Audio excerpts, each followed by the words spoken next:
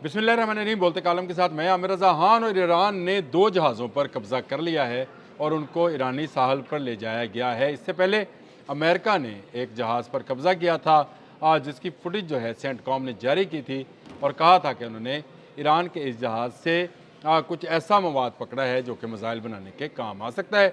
इस पर मैं अलग से एक व्लॉग कर चुका हूँ, अपलोड हो गया, देख लें आप।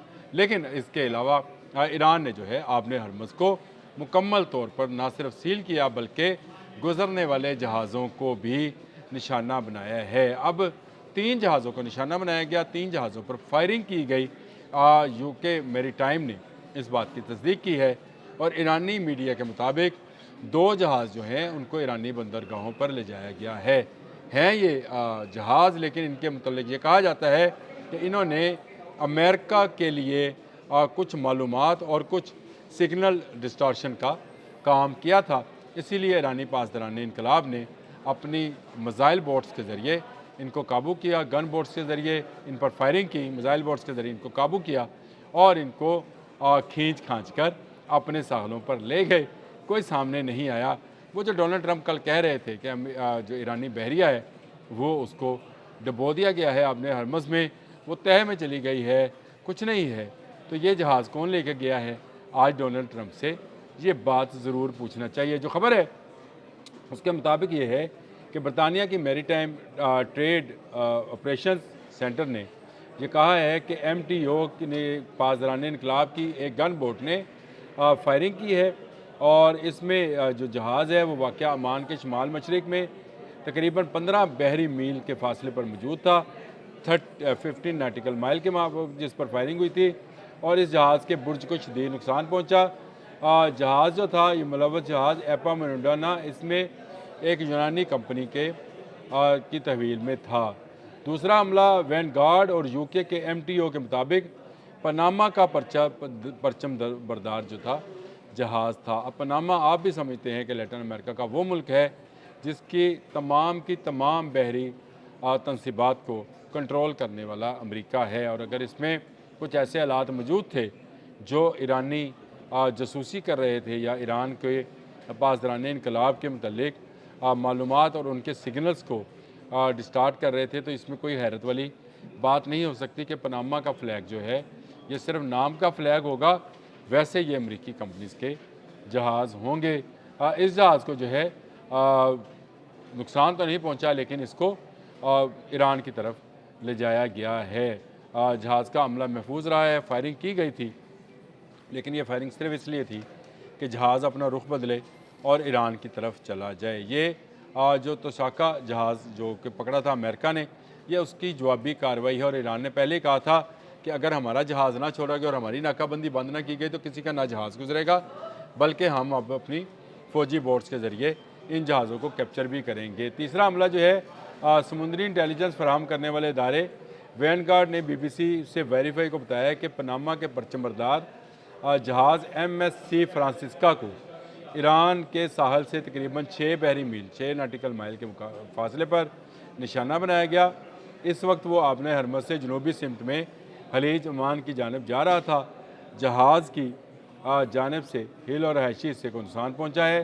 पासदारान इनकलाब की बहरिया का कहना है कि MSC फ्रांसिस्का और एपा मेंडोनास ये दोनों जहाज़ जो हैं पनामा के हैं। ये जहन में रखें, इन दोनों जहाज़ को तहवील में लेकर साहल की तरफ मुंतकिल कर दिया गया है। इसने जहाज़ों पर बगैर इजाज़त गुजरने की कोशिश की और बहरी नेविगेशन के निज़ाम से छेड़छाड़ करने की कोशिश की है। जो मैं आपसे सिग्नल्स की बात कर रहा था वो ये बात है। पनामा में हालात हर गुज़रते लम्हे के साथ कशीदा होते चले जा रहे हैं। मुज़ाकरात नहीं हो पाए हैं। ईरान बज़िद है कि उसका जो नुकसान हुआ है उसको पूरा किया जाए। वो अपना यूरेनियम जो है किसी के हवाले नहीं करेगा। जंग मुस्तकिल जंगबंदी हो, आर्जी जंगबंदी ना हो और उसकी बंदरगाहों को तजारत के लिए खोल दिया जाए। उस पर जो पाबंदियाँ हैं उनको हटा दिया जाए। अमेरिका का कहना है कि वो अपना यूरेनियम हमारे हवाले करे और पासदारान इनकलाब जो हैं वो सरेंडर करें, जिसके बाद वो आबने हरमुज़ को खोल सकते हैं, लेकिन मशरूत तौर पर। तो इसका नतीजा ये निकला कि जो मुज़ाकरात आज के रोज़ होना थे नहीं हुए और अब कशीदगी मज़ीद बढ़ेगी। पनामा के फ़्लैग वाले ये अमरीकी जहाज़ मैं फिर दोबारा बता रहा हूँ, पनामा के फ्लैग वाले ये अमरीकी जहाज़ जो हैं इस वक्त ईरान की तहवील में हैं और इनको छुड़ाने वाला कोई नहीं है। सुबह 4:20 से सीज़ फायर का वक्त ख़त्म है। डोनाल्ड ट्रंप ने ये कहा कि सीज़ फायर जारी रहेगी, कोई उन्होंने टाइम लाइन इसमें नहीं दी थी। कट ऑफ टाइम जो था वो नहीं दिया था और सीज़ फायर जो थी उसका ऐलान कर दिया था। ये किसी वक्त भी टूट सकती है। अब जहाज़ों पर फायरिंग होना, जहाज़ों का पकड़ा जाना, ये सारी वो चीज़ें हैं जिससे जो चिंगारी है इराक़ के अंदर दबी हुई वो दोबारा से निकल सकती है और किसी भी लम्हे कोई बड़ी कार्रवाई जो है अमेरिका या ईरान की जानिब से की जा सकती है, जो एक नई जंग का पेश खेमा होगी। हालात जो हैं वो आपने हरमज़ में नॉर्मल नहीं हैं। जहाज़ों की आमदोरफ्त बंद है, बरूदी सुरंगों को साफ़ नहीं किया जा सका है और ईरानी बहरिया ने अपनी ताकत दिखा दी है। ईरानी बहरिया ने 2 जहाज़ पकड़कर उनको अपने साहल की तरफ ले जाकर ये साबित कर दिया है कि आपने हरमज़ पर उनका कब्ज़ा है। और मैंने आज सुबह जो व्लॉग किया था उसमें भी यही बात कही थी कि आपने हरमज़ पर अमेरिका दावा कर रहा है कि उसका कब्ज़ा है, उसका कब्ज़ा नहीं है, कब्ज़ा ईरानियों का है। और ईरानी बोट्स ने जहाज़ों का ना सिर्फ रुख मोड़ा बल्कि अब वो ईरान की तहवील में है। उनकी एजेंसीज ये बता रही हैं, BBC ने इसको रिपोर्ट किया है। बड़ी ख़बर है और ख़बर यही है कि अभी मुज़ाकरात जो हैं वो उस नहज पर या दोनों फ़रीक़ैन उस नहज पर नहीं आए कि अमन मुज़ाकरात हों और मुस्तकिल बुनियादों पर हों। अभी तक मामला जो हैं वो सिर्फ़ चल रहे हैं कि पाकिस्तान किसी न किसी तरह से कोई ऐसा माहौल बना दे कि दोनों फ़रीक़ैन एक टेबल पर बैठ जाएँ।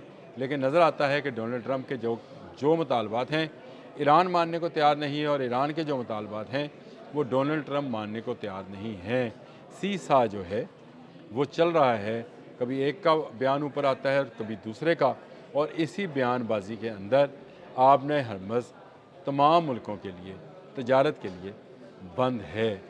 ये एक अफसोसनाक बात है कि ये जितना अरसा बंद रहेगी उतना अरसा ये तजारत जो है दुनिया भर में महंगी होती चली जाएगी और गल्फ़ में मज़ीद मसला खड़ा होता जाएगा, क्योंकि गल्फ़ की सारी आमदन तेल और बिज़नेस से थी।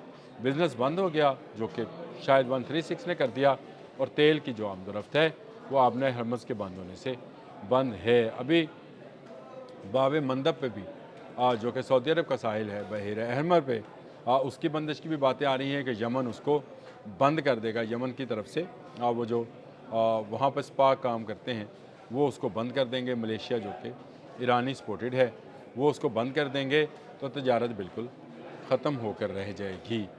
ये सूरत हाल थी। मैंने कहा आपको बता दूं कि पासदारान इनकलाब ने आज के दिन में ये साबित किया है कि उनकी बहरिया ना सिर्फ मौजूद है बल्कि जहाज़ों को पकड़ भी सकती है। हाँ, ये जंग अगर अब मज़ीद बढ़ी तो बड़ी खौफनाक जंग होगी, क्योंकि डोनाल्ड ट्रंप भी कह रहे हैं कि उनके पास ऐसे बॉम्ब्स हैं जो ईरान को तबाह करेंगे और ईरान भी ये इंतबाह जारी कर रहा है कि अब जंग शुरू हुई तो वो नए कार्स शो करेगा, यानी नए मिसाइल जो हैं उनको चलाएगा और उसके बाद मिडल ईस्ट के अंदर कोई मुल्क अपना तेल बचा नहीं पाएगा। ये बड़ी धमकी थी और इसके बाद 2 जहाज़ों का कब्ज़ा करना, एक जहाज़ पर फायरिंग करना, आमदरफ्त को बंद करना पासदारान इनकलाब की जानिब से ये मुज़ाकरात की टेबल से दोनों फ़रीक़ैन को मज़ीद दूर ले जाने का सबब बन सकती है। अब तक के लिए इतना ही। अल्लाह हाफ़िज़।